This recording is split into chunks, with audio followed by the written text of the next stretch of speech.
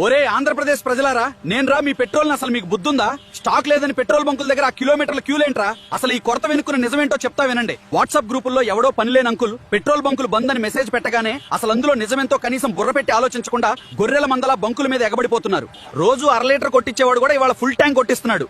అది చాలక క్యాన్లు, పాత థమ్స్అప్ బాటిల్స్ పట్టుకొచ్చి నెలకు సరిపడా నన్ను మూట కట్టుకుపోతున్నారు. అసలు విషయం ఏంటంటే ఇంటర్నేషనల్ మార్కెట్ లోన డిమాండ్ పెరిగి క్రూడ్ ఆయిల్ రేట్లు మండిపోతున్నాయి. ఆయిల్ కంపెనీలు వాళ్ళకి లాసులు వస్తున్నాయని సప్లై కొంచెం కంట్రోల్ చేశారు అంతే. ఫ్యాక్టరీల ఓనర్లు పబ్లిక్ బంకుల్లో స్టాక్ జురుకుంటున్నారు. దీనికి భయపడిపోయి ఒక్కొక్కడు క్యాన్లు, డ్రమ్ములు, ఆఖరికి ఇంట్లో నీళ్ల బిందులు తెచ్చుకుని బంకుల్లో లేకుండా నన్ను ఎత్తుకుపోతుండా. ఏలూరు, విజయవాడ, గుంటూరు, కర్నూలు వాళ్ళకైతే పూనకాలు వచ్చేసాయి. బంకుల్లో నన్ను పీల్చి పిప్పి చేసి నో స్టాక్ బోర్డులు తగిలించేలా చేశారు. రాజమండ్రి, కాకినాడలో అయితే కారుకెయ్యి, ఆటోకి 300 అయితే ప్రభుత్వం కూడా నెత్తినోరు బాదుకుంటుంది. ఒరే నాయన్లారా, కావాల్సినంత స్టాక్ ఉంది, ఇంకో ఎక్స్ట్రా కూడా దింపుతున్నాం, భయపడకండి అని. అయినా మీకు చెవిటివాడి ముందు శంఖం ఊదినట్టే ఉందట్రా. సోషల్ మీడియా పుకార్లు నమ్మి థమ్స్అప్ బాటిల్స్, పిల్లల పాల డబ్బాల్లో నన్ను దాచే కక్కుర్తి ఆపండ్రా. మీరు నెలకు సరిపడా ఎత్తుకుపోవడం వల్లే బంకుల్లో స్టాక్ అయిపోయింది తప్ప దేశంలో నా కొరత లేదా? నువ్వు బాధ్యత గల తెలుగువాడివైతే ఈ పుకార్ల ప్యానిక్ కాపడానికి వీడియోని మీ వాళ్ళకి షేర్ చేయి. అలాగే మన AI టాక్స్ ఛానల్లోకి లుక్ వేయండి. కంటెంట్ లో నిజంగా దమ్ముందనిపిస్తేనే ఫాలో కొట్టండి.